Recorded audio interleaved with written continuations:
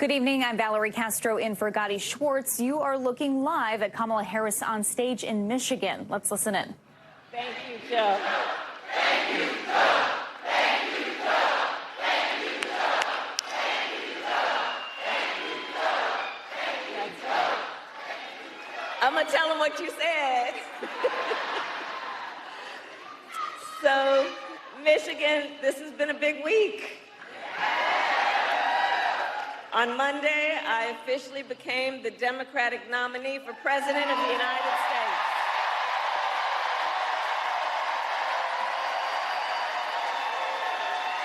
And yesterday, I announced my running mate in this campaign, Governor Tim Walz.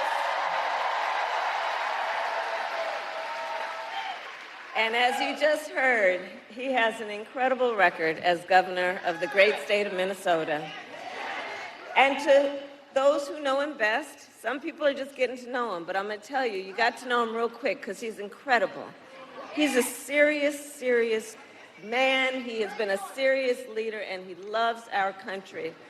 And, you know, I've talked to some of the people who know him best, like his wife, Gwen. And to Gwen, Tim Walz's husband. To his kids, Hope and Gus, he is Dad. To his fellow veterans, he is Sergeant Major Walz. To the people of southern Minnesota for 12 years, he was a congressman. To his former high school students, he is Mr. Walz. And to his former high school football players, he was Coach. And in 90 days, the nation will know Coach Walz by the title Vice President of the United States. Kamala Harris and Tim Walz have hit the ground running, holding twin rallies in Wisconsin and Michigan today, as you saw. Tonight's crowd, what the campaign is saying, is the largest rally they have held. Her running mate, Tim Walz, was on stage earlier, making the case for his campaign. All the things that make me mad about those other guys and all the things they do wrong, the one thing that I will not forgive them for is they try to steal the joy from this country. They try and steal the joy. But you know what? You know what? Our next president brings the joy. She emanates the joy. They played up their economic policies and importance of the November election, and having spent just over 24 hours together as running mates, it already seems like they're having immediate impact on Democratic voters. We're super stoked about Kamala and Walz. We were super excited. We're from Minnesota. Yeah. And I'm definitely optimistic again and re-energized. It was looking grim there for a second, but I feel like my hope has been re-inspired and my faith in the process. Let's now bring in NBC's Yamiche Alcindor to break it down for us. Yamiche, yesterday was that big unveiling of Tim Walz. What was today all about?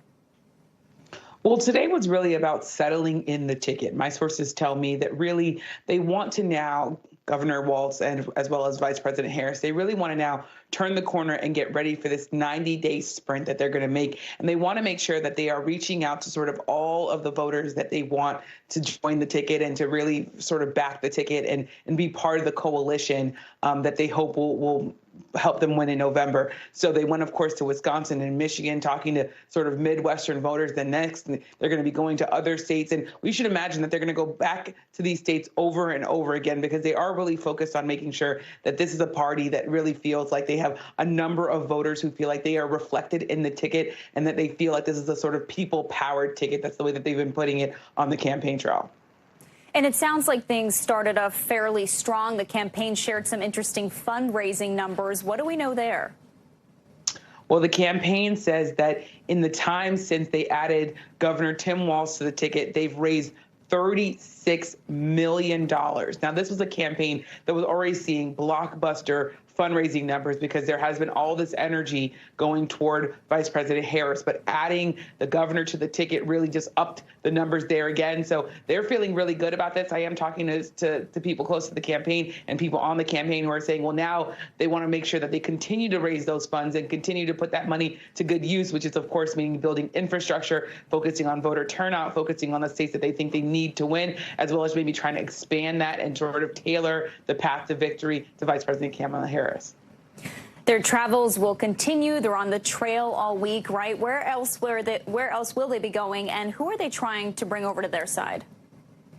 Well, they're going to be going later this week to Arizona as well as Nevada. And again, they were supposed to be going to Georgia and North Carolina. They've postponed that because of the storm on the East Coast, but they're hoping to get back to those states, from my understanding. And we're, again, going to see them go back into these battleground states over and over again because they really do believe that this is going to be the voters who decide the election. So we just should expect more tours. At some point, of course, they're going to stop touring together so that they can sort of be in different places at the same time. But the feeling is that they really want to make sure that Democratic voters feel settled, feel energized, feel joy. That's what they've been saying on the campaign trail. And of course, they're also going to be going to the places that they think they can pick up some voters, moderate Democrats, moderate Republicans, maybe some Nikki Haley voters who don't like former President Donald Trump, don't like J.D. Vance, and who are now willing to give the Democrats a second look now that they have Vice President Harris at the top of the ticket, as well as the governor. And of course, time is of the essence to start picking up those extra voters. Yamiche Alcindor, thank you. The gloves are off, if you will, as J.D. Vance goes on the offensive today. The Republican vice presidential candidate was also in Michigan earlier. He's been holding rallies in the same swing states as the Harris-Walz campaign.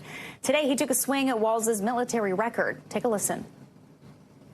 When Tim Walz was asked by his country to go to Iraq, you know what he did? He dropped out of the Army and allowed his unit to go without him. I'd be ashamed if I was him and I lied about my military service like he did. Walz served in the Army National Guard for more than 20 years and readily admits to retiring in 2005 to run for Congress a short time before his unit deployed to Iraq. For more, let's go to NBC's Garrett Haig. Valerie, today we saw some good old-fashioned campaign bracketing. It's cheap, it's effective, it's a way to get your candidate in the news even when you're not driving the news. With J.D. Vance on the trail today, essentially following Kamala Harris and Tim Walz around the country, trying to insert himself into the news cycle any way he could. He tried on immigration and public safety attack here in Michigan. In Wisconsin, he was more focused on the economy and on inflation. But the thing that I think the Trump campaign believes might really stick, at least the thing that had the most legs today, was this attack on Tim Walz and his record in the National Guard. Well, I wonder, Tim Walz, when were you ever in war?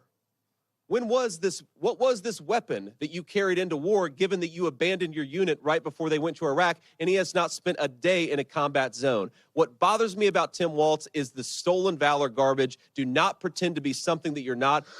The theory driving this is the idea to take your opponent's political strength and turn it into a weakness by implying that somehow Walz was afraid or unwilling to actually go into a war zone. They can hope, they believe, minimize the value of his military career as a political bullet point that he can use all across the country trying to win over veterans. The fact that Donald Trump himself never served in the military had always been a weakness of his. Jockeying for that small but critical portion of the electorate, I think, is going to be one of the very interesting things that we're going to watch out play over the last 90 days of this campaign.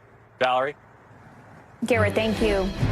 Taylor Swift has canceled 3 shows in Austria after police say there was a planned terrorist attack targeting her concerts there.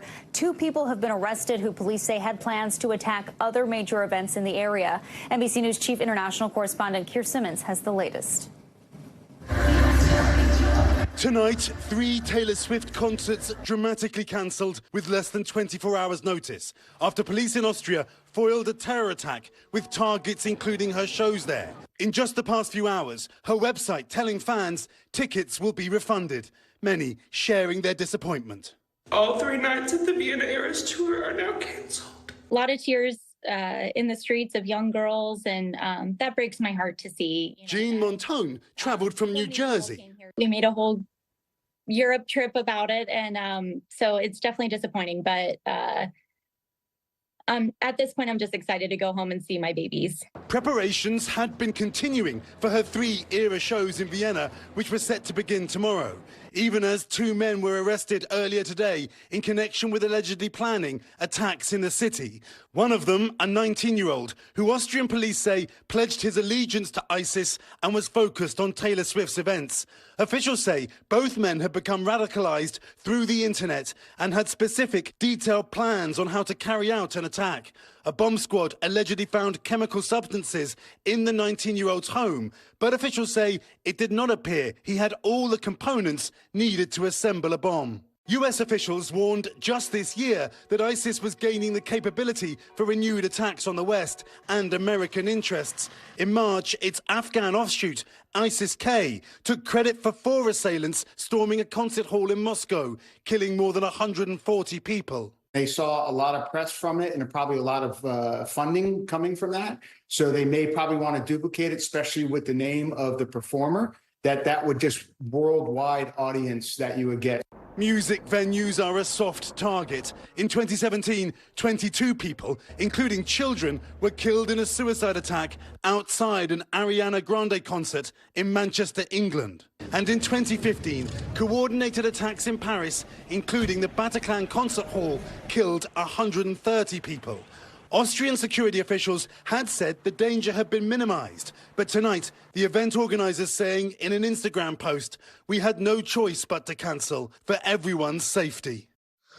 Meanwhile, US officials tell NBC News that the hunt is underway for an individual or individuals who may have had knowledge of this apparent plot. How dangerous they were, in other words, their capability, is not yet clear.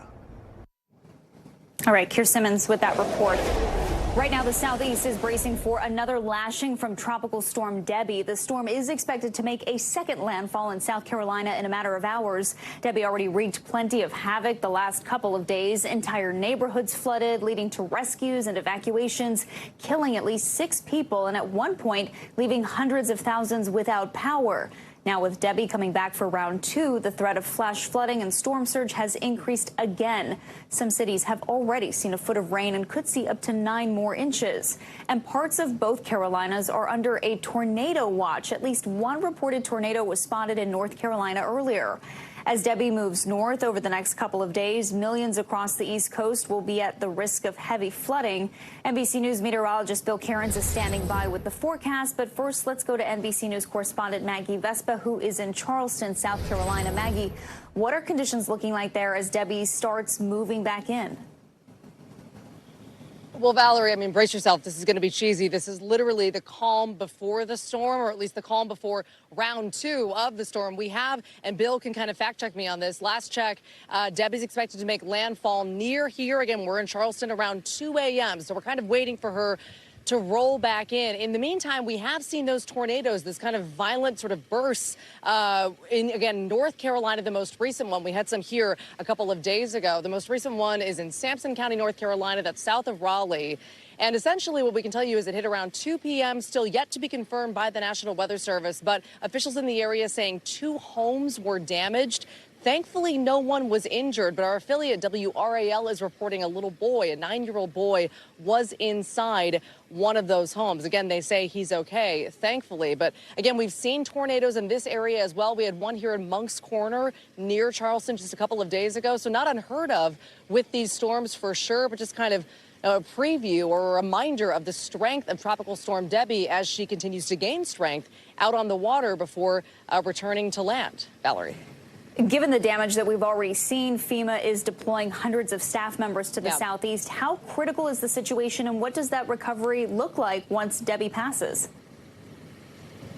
I mean, we're going to have to wait and see what round 2 looks like, right? I mean, thankfully here in Charleston, we had close to a foot of water fall over the last 48 hours or so. A lot of that is drained out. The city used pumps to basically shoot it back out into the Charleston Harbor. But I want to show you images from Bullock County, Georgia. This is basically northwest of Savannah. And the flooding there has been intense.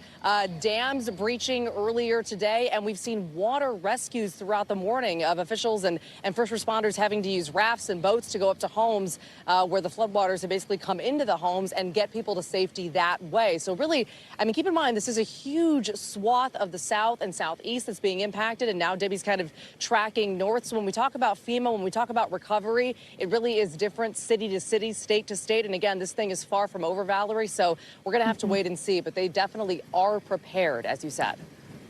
All right, Maggie, Vespa, stay safe out there once Debbie does head back towards shore. Thank you.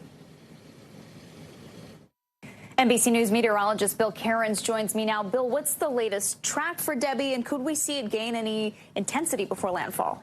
Yeah, I've been telling everyone that we're kind of like at halftime or intermission if you're out to play. And we did the first half in Florida and Georgia, and now we've had a little bit of break. There hasn't been a lot of destruction in the last 24, 36 hours, which has been fantastic. But now the storm's coming on shore again, and now it's actually going to be pushing inland into areas that don't usually get a ton of heavy rain events, and that's going to be a recipe for possible life-threatening flash flooding and disaster. So we don't think it's going to get too much stronger. It was weakened too much dry air got into it. So maybe it goes up to 65, 70. It's not going to become a hurricane again. It really doesn't matter. We're mostly concerned just with the rainfall and isolated tornadoes. And we do have a couple areas that have had a couple tornado warnings, especially around the Wilmington area. That's kind of been the focus of this very heavy band today. And that goes till about 11 p.m. So we do take it on shore by about midnight, about 2 a.m. It should be on shore. And then it's going to slowly push through South Carolina. And the slow motion is still going to lead to very heavy rainfall rates, especially in North Carolina and eventually into Virginia. Then as the storm accelerates, the rainfall rates will be less, but some of these path of the storm is inched more to the west. So now we're talking about mountainous areas getting rain in Pennsylvania, New York, and Vermont. So the flash flood watches are up from Pennsylvania all the way down to areas around Savannah. And notice we're starting to fill in some flash flood warnings. So the heavy rain has returned to areas that did get a break. The additional rain to come, about maximum of 25 when we combine what happened with part 1 and now with part 2. And if that happens, it would be somewhere in South Carolina here or possibly in southern portions of North Carolina. Fayetteville to Florence is kind of that target zone for the heaviest rain tonight into early tomorrow. And then that heavy rain threat pushes north up there towards areas like Roanoke. And we know the flooding has been really dangerous down in the southeast. Could it get that bad in the northeast? Yeah, the problem in the northeast is that A, we have mountains, and B, it's already rained pretty hard in the last couple of days. So as we take this forecast for rain, if it was just 2 to 3 inches and maybe up to 4 at max, we could handle it. But the ground's been saturated with recent rain events, and so that's why it maybe trigger flooding a little bit easier. So we have kind of the two areas of concern. So tonight into tomorrow, this high-risk area here that includes Lumberton, Fayetteville, Greensboro, Danville, Roanoke. We expect life-threatening flash flooding in this area. Surrounding it is a moderate risk, which is dangerous by itself, which includes Raleigh and the Charlotte area. But I'm especially worried about the Blue Ridge Mountains here in Virginia. And then when we shift this into Friday, this threat map, it doesn't have the high risk on it, but it has a large moderate risk throughout, the central Appalachians, heading up here into the southern tier of New York, back up into the Adirondacks and the Green Mountains of Vermont. And that's going to be problematic if we get the very heavy rain band setting up, especially Friday afternoon. So this is 8 p.m. Thursday. So about this time tomorrow, we're tracking that heavy rain. Virginia especially will be at biggest risk. And then as we go throughout the day on Friday, we race this system. So by about 6 p.m., there is a line of thunderstorms right through New York City, but the heaviest rain threat will be in the Hudson Valley. And then as we go through areas of central New York into the Adirondacks. So, I unfortunately think that the storm is going to get significantly worse. And the next 2 days, it may even do more damage than it did previously. So we're not done. All right. A lot going on. Bill Cairns, thank you. We can't talk about the flooding impact we're seeing from Tropical Storm Debby without tying it back to the warmer atmosphere we're seeing from climate change. NBC National Climate reporter Chase Kane takes a closer look at the connection. It's not just the wind, it's the water. Climate change is amping up the part of tropical systems that causes nearly 90% of all deaths and a lot of the damage, too. We've already seen plenty of the evidence with Debby. I've seen tropical storms, brave tropical storms, trees down, but never seen a flood like this, never. Widespread flooding from Florida and now up the Atlantic coast. And that's in part because a warmer atmosphere holds more moisture, specifically 4% more moisture for every degree of warming. So if you think of the atmosphere, clouds as like a sponge holding moisture and then wringing it out as rain, As we burn more fossil fuels and the hotter the atmosphere gets, that's like having an even bigger sponge holding even more moisture and dumping even heavier rainfall. And when scientists crunched the numbers on several soaking storms, they calculated that climate change helped Hurricane Florence dump about 5% more rain, 7% more during Dorian, 10% more from Hurricane Ian, and at least 15% more rain from Hurricane Harvey, none of which bodes well for Debby as it moves up the East Coast. We know that there is a potential for record rainfall here, but we also know that the waters that Debby traveled through in the eastern Gulf of Mexico are much warmer in record levels because of human-caused climate change. And when you have the excessively high sea surface temperatures, that means more moisture can go into the atmosphere. So Debby basically scooped up excess moisture more than the storm would have. And a lot of that is because of how climate change has made these rainfall events more excessive. I'm meteorologist Chase Kane. Don't go anywhere. We're just getting started. Up next, we're hearing from loved ones of Devontae Mitchell after 4 people were arrested in connection to his death. Plus, up in the air, literally, NASA says those Starliner astronauts who have been in space for more than 60 days may now be up hanging out in orbit until next year. What's changed? We'll try to explain. And later this hour, Gadi takes us to the mat. He introduces us to a Team USA wrestler and his family with deep ties to host city Paris. And you know Gadi, he wanted to test out the family business for himself. I am extremely nervous about that.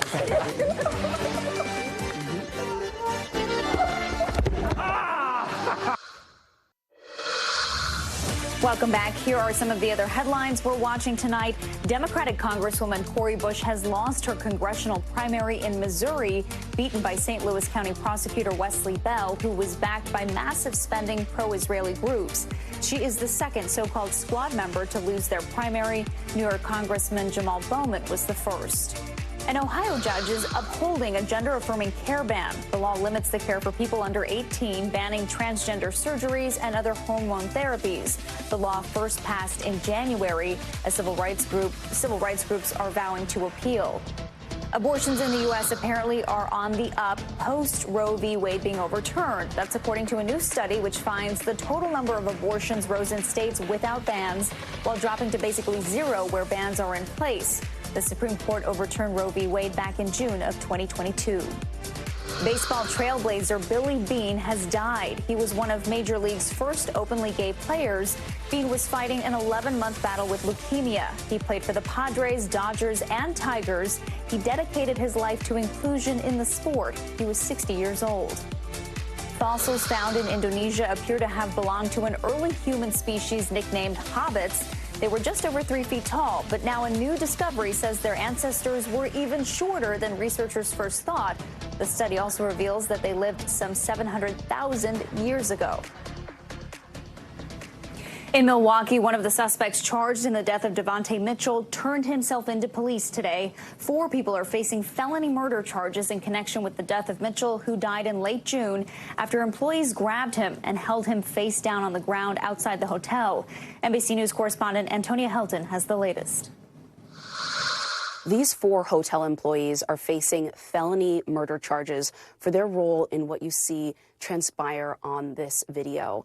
These 4 employees allege that there was a disturbance in the lobby that led them to drag Mitchell out. And you see them on the video dragging him quite aggressively. It's 4 people on 1 person. They hit him at points and then, of course, hold him down. It lasts for about 8 to 9 minutes.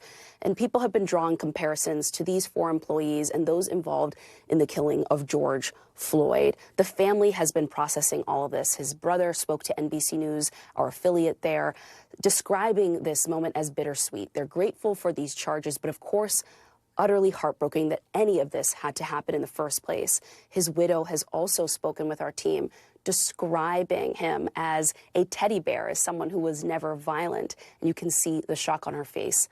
Take a listen. I want everyone to know how good of a person he was. He was great.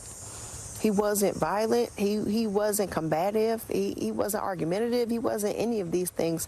He was a big bear, a big teddy bear. He was sweet and he was gentle and he was kind and he was loving.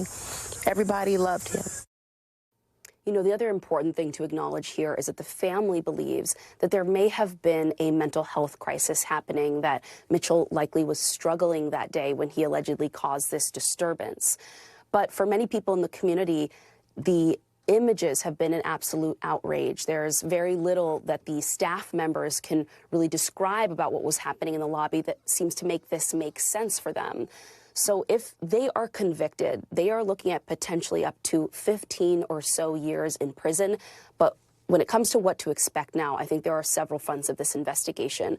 What we hear, how these men plead, additional context they may add to this investigation, but also this broader story coming out in the local community around what to do for training for security officers who work at private businesses, what's expected for the people who work in hotels and deal with people who may be struggling in public. All of that is going to be looked at. Back to you. Okay, Antonia, thank you. Today, Boeing is facing more questions and scrutiny as the second day of hearings into that door panel that blew off an Alaska Airlines jet mid-flight. The National Transportation and Safety Board grilled Boeing officials about what went wrong that day back in January. Let's bring in NBC News correspondent Dana Griffin, who has more. Dana, so during yesterday's hearing, NTSB officials read transcripts from Boeing employees who described the planes coming in as, quote, jacked up every day. What did we learn today? Yeah, so we've learned that the NTSB investigators uncovered some whistleblower information that pointed to a culture of fear and retaliation. And many have described this as not wanting to report certain things or concerns because they fear that management could move, relocate them, or push them out of the door. And this comes after we're learning that 2 employees were sidelined, linked to that door plug mishap.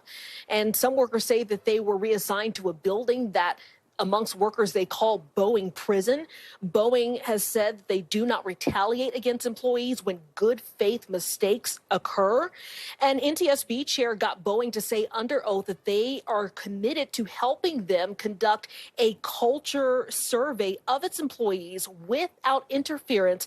I want to listen to a little bit of what that exchange was between the NTSB chair and the Boeing execs. Listen. Since we do all have a collective responsibility to ensure safety, we are going to do a safety culture survey of Boeing's Renton employees. And so I'd like a commitment from Boeing that you will work with us to carry out that safety culture survey without interference. Yes, we would. Perfect. Thank you very much. Well, there you have it. It was on the record. And this is just the fact-finding portion of the NTSB investigation. They have still yet to release their final report. Valerie? Dana, do we know more about the role the FAA played when it came to authorizing and supervising Boeing's work? Yeah, they're still trying to nail down some of that. Boeing, the FAA said today that they believe that it's important for employees to feel empowered. And they say that they often audit companies like Boeing and Spirit Aerosystems, which does contract work for Boeing. Now, back in June, the head of the FAA admitted that they were too hands off when it came to auditing and keeping tabs on Boeing. And they also mentioned that they are upping their inspections. They're making them more robust. And they also say that they plan to continue oversight of Boeing to address those production systems and quality issues that have come out in the reports and in the testimony that we heard this week. Valerie? Okay, Dana Griffin, thank you for your reporting. Coming up, a mental health check. Teenage girls opening up about how they're feeling about the world around them, the positive trends, and the areas experts are still concerned about. But first, you gotta see this. A dog in Oklahoma has been bad to the bone. The pooch got a hold of a portable lithium-ion battery pack and started to play with it while his friends watched on. However, after chewing on the pack, the battery exploded and caused a fire. As you can see, the suspects flee from the scene. They eventually run out of the house through a doggy door, making it out okay. Looks like someone's gonna be in the doghouse for quite a while. We'll be right back.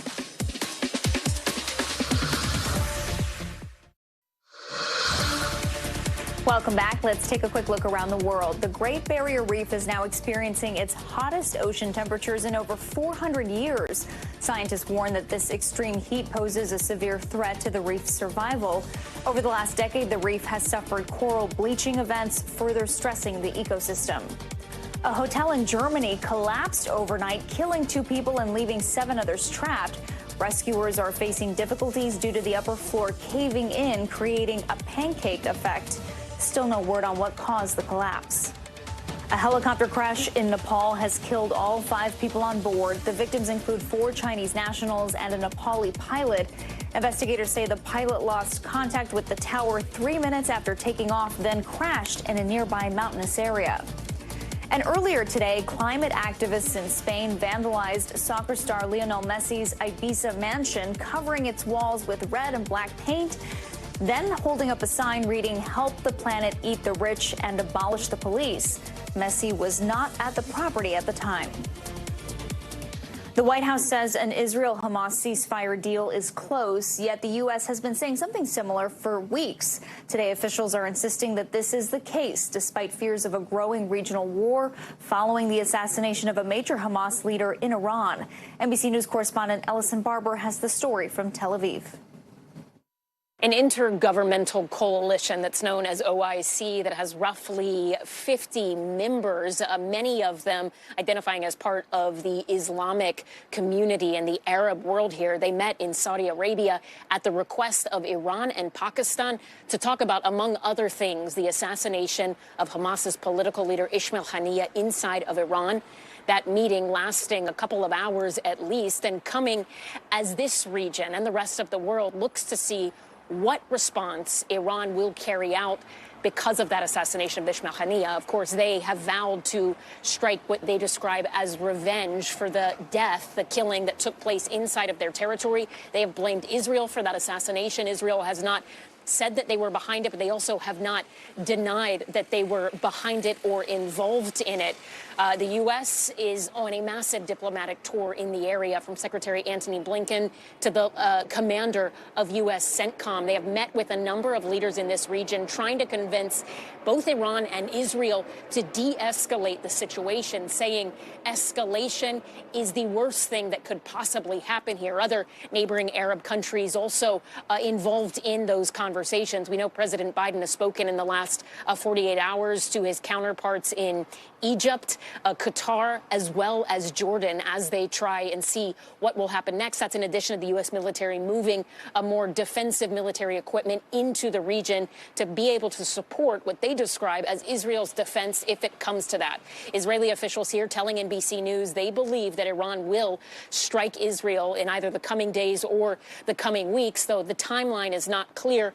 One Israeli official told our colleague Raf Sanchez they expect the response from Iran to be a multi-day event and a coordinated one with Iranian proxies like Hezbollah in Lebanon. They say they believe that Hezbollah will launch drones and rockets and other things over the northern border, while Iran will likely launch, they say, longer range weapons, missiles and drones from the east into Israel. We were with a group just the other day, a volunteer medical unit, and they talked about preparations they have underway in the event of some sort of large-scale attack. They say one of their biggest concerns right now is that possibly the power grid could be targeted and that the country, or a large portion of the country, could go into a blackout, and they would have difficulty responding to emergency calls if they came in. So they talked about different pop-up hospital stations they had set up, already pre-positioned throughout Israel in the event of an attack like that. Back to you.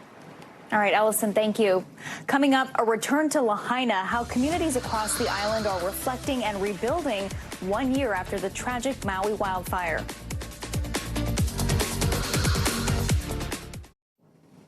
Welcome back. Here are some of the stories happening out west that we're following. A 5.2 magnitude earthquake struck Southern California late last night and was followed by at least 24 aftershocks. Authorities say initial damage reports did not turn up any major issues with critical infrastructure.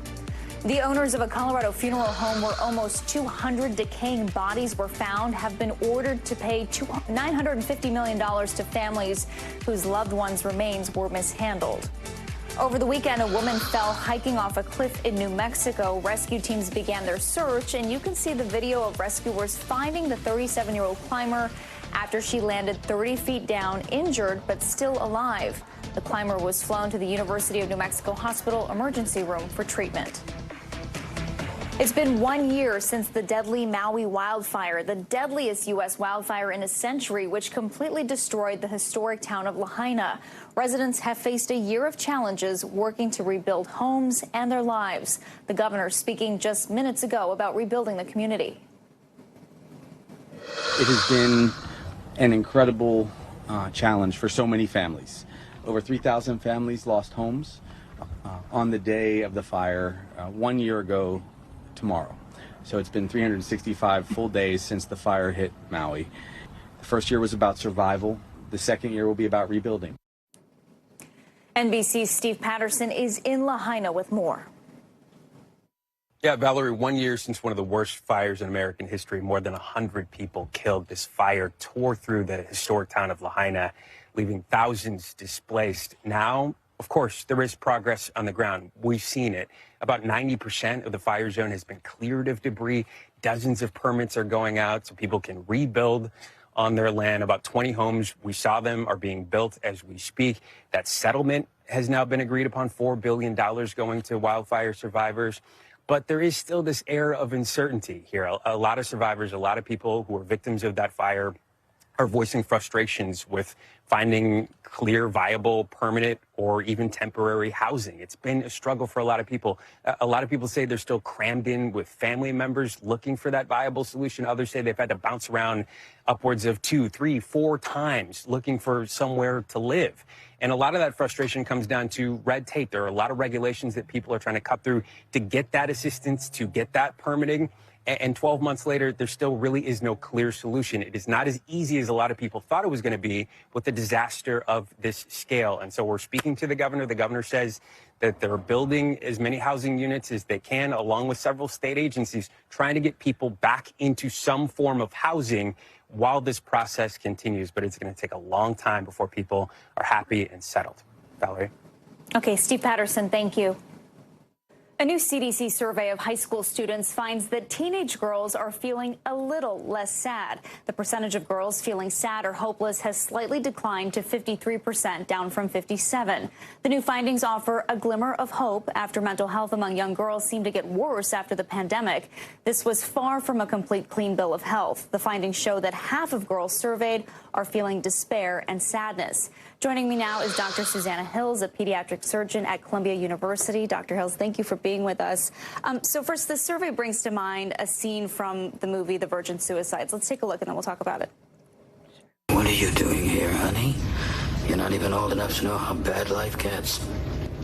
Obviously, Doctor. You've never been a 13-year-old girl. So, Doctor, what is it about teenage girls? What is going on, and why are we continuing to see this?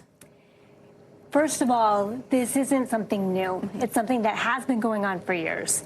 And so for many years, we've lived in this digital era since about 2013, where there's a whole new platform for self-evaluation for young girls.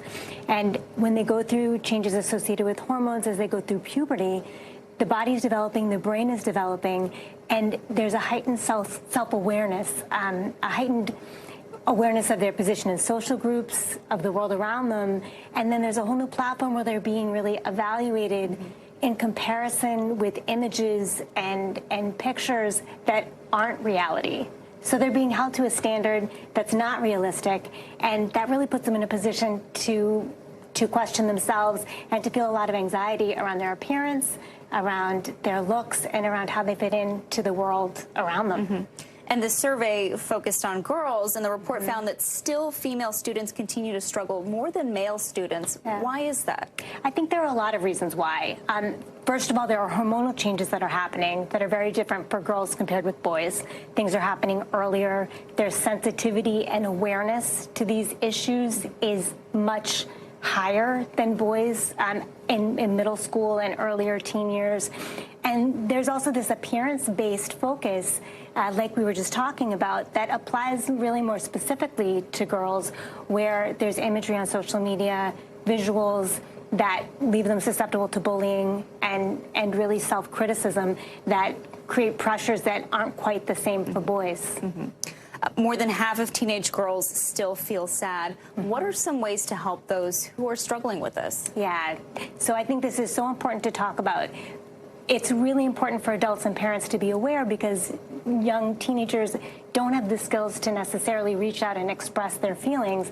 The number one thing that the data we have shows us is that young people want to be listened to. They may not know to reach out, but if you can be available, be a point of communication, open those channels and ask children how they're feeling, ask your child how they're doing. That is the key, the most important thing. Encourage social interaction, physical activity, nutrition is super helpful.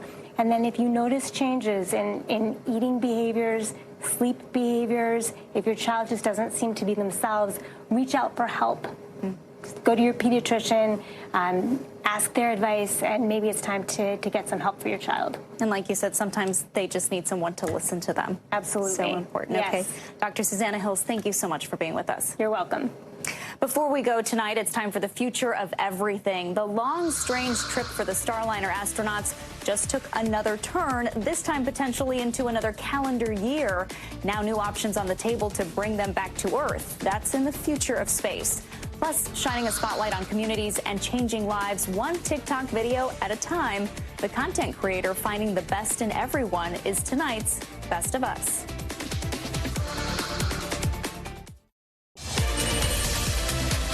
Time now for the future of everything, and the clock is still ticking for two astronauts orbiting Earth at the International Space Station. Their ride home, Boeing Starliner, is still out of commission. So what's the plan?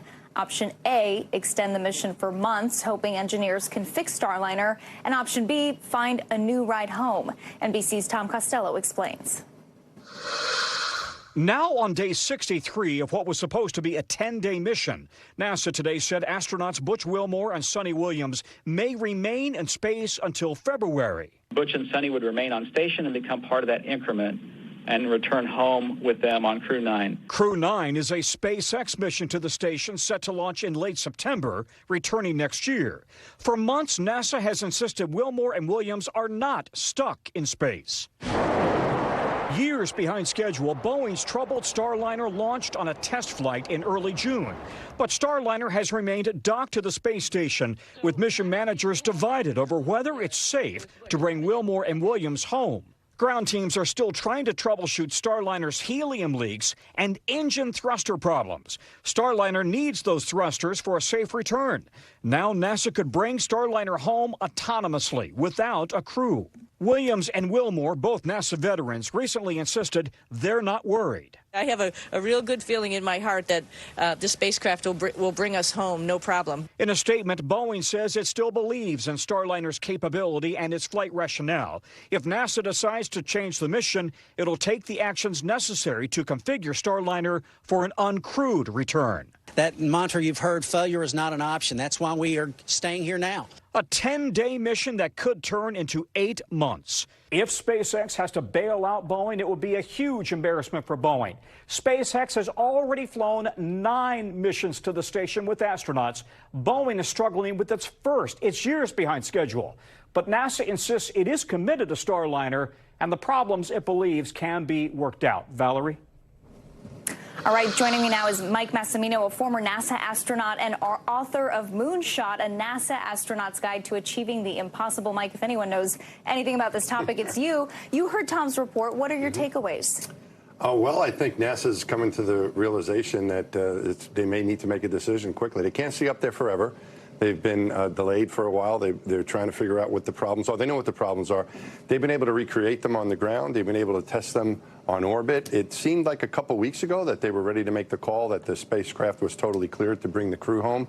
But I think they're still having discussions. There's some uncertainty about it, some uncomfortableness about it that exists somewhere at NASA that's preventing them from saying, let's go. We know these astronauts go through extensive training. Is this something that they would have trained for and prepared for? I don't. It's a good question, and I've thought about that. I think typically you say, well, you might stay a few days extra, or in this case, maybe a couple weeks. But to tack on another, another 6 months on top of 2 months they've already been there for, I think that's going to take a little bit of a mental adjustment, not just for them, but their families who are kind of expecting them to come home. But knowing these two, they're going to be fine. If they decide that they need to bring that spacecraft home uncrewed and they need to join this next crew and become an expedition until February, they're very experienced and they'll do their job. But I think it's going to take a little mental adjustment there to get used to that thought. Yeah, especially when the end date sort of has evaporated at this point. Yeah. How does this affect the space station? Are there enough supplies on board? Yeah, for this? no, they've got plenty of food. They've got plenty of food and supplies and room for everybody. I mean, that's really not a concern at all. And I'm sure Sonny and Butch are enjoying their time up there, and they're being very productive. They've already joined the crew that's with their activities now and being very productive, not just testing the spacecraft, but contributing to the operations on the space station. I think knowing the two of them, they're nice people to have around, so I think the rest of the crew is enjoying having them there. But, number one, they really would like that spaceship to get cleared for entry, and it's not going to be cleared for entry unless the whole team is pretty convinced that it's okay. It has to be 100%, because you're not going to put people, once you put people inside of a spaceship, and if you have questions about it, they're not going to do that. So I think we can be rest assured if they return the crew with the Starliner, it's going to be a safe entry. All right. Mike Massimino, thank you for your thoughts on thanks this. for We having appreciate me. your Appreciate time. it. You bet. Over at the Olympics, American wrestler Spencer Lee has big hopes for his first trip to the Games. He's set to go for gold tomorrow. As our Gadi Schwartz found out, Spencer's Olympic journey actually began in France way before he was born. He hit that so quick and hard. When it comes to American wrestling, It just ran him over. there are many names Beautiful, beautiful carry by Spencer Lee. as dominant as Spencer Lee. And while Spencer looks to add to his legacy here in Paris, his family roots already run deep in France. His parents, Kathy and Larry, met here. In fact, the two accomplished judokas had a head-over-heels moment of fate on a judo mat. Looked up and she said, "Do you want to fight with me?" The next thing you know, she dropped between my legs and she just hammered me. Wham! So that's how we met. That is the most romantic thing I've ever heard. Maybe. Yeah, I just wanted to, give him a nice introduction, I guess. No idea that I was going to change my life forever. It was love at first fight. And within the year, they were married. Kathy even going on to make the U.S. national team and was an Olympic alternate in '92. But when it comes to the wrestling world, she's known for viral moments as the feistiest, sun-tossing, no-holds-barred, grappling mama with no qualms about going toe-to-toe with her son. We ended up creating this little monster that's really amazing in wrestling, and he ends up wrestling here in this country where the rest of his family that's here is going to watch him compete. So it's very special. And as Spencer's family gets ready to watch him on the world stage, it'll be the first time his French grandmother has ever seen him compete in person. You used to get nervous, I'm sure, to see your daughter compete, and now to see Spencer compete. L'histoire se perpétue. The stories are coming back, perpetuate itself. It's like a full circle. It's like a full circle. Full circle. And this is somewhere that you come to visit your grandma. Your grandma's never seen you compete. What's it like being here in France? When you travel across the world, you get to see different cultures, but this is, part of my culture, so it's super exciting for me to be able to be a part of it and have my family be a part of it as well. Honestly, this is the best story. I cannot wait to share this with you. But wait until I tell you, that might be even better. Oh, you're going to throw me, huh? Okay, I am extremely nervous about this.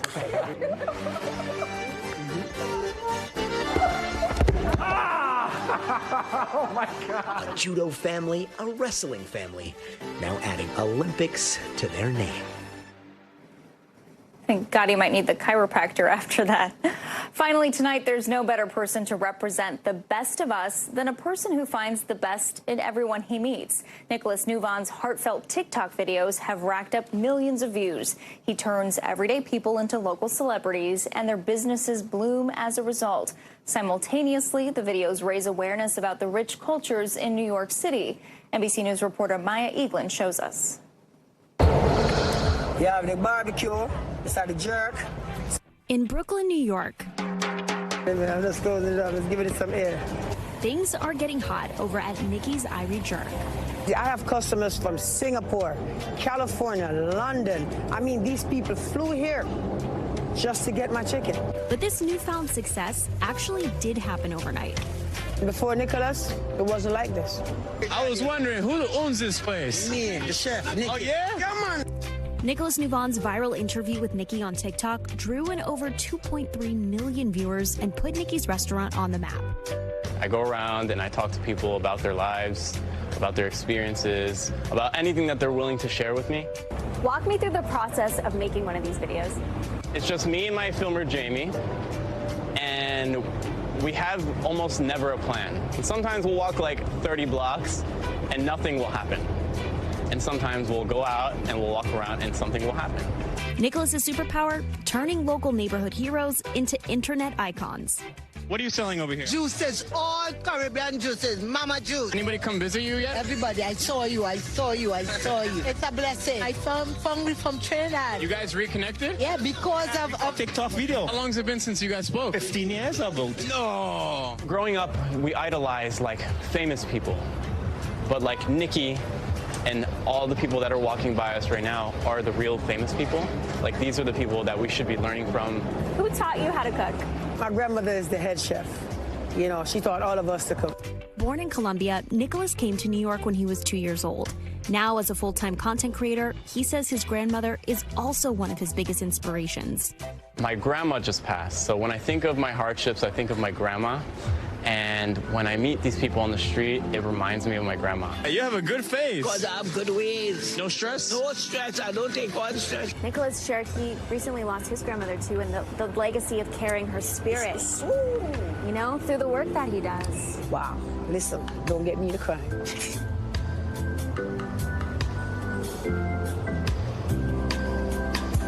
I think about what my grandmother has left me.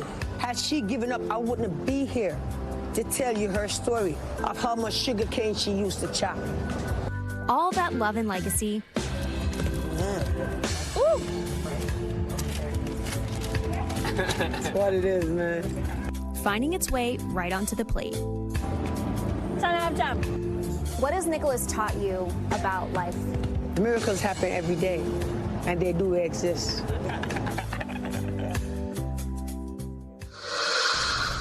And Valerie, Nicholas's connection with Nikki goes far beyond the viral videos. The two of them actually made plans to travel to Nikki's hometown of Spanish Town, Jamaica later this month.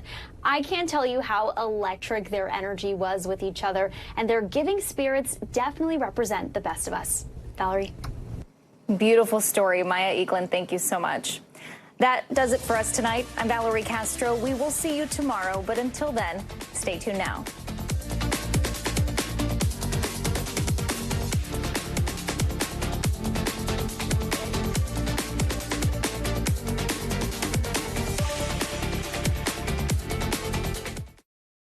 Thanks for watching. Stay updated about breaking news and top stories on the NBC News app or follow us on social media.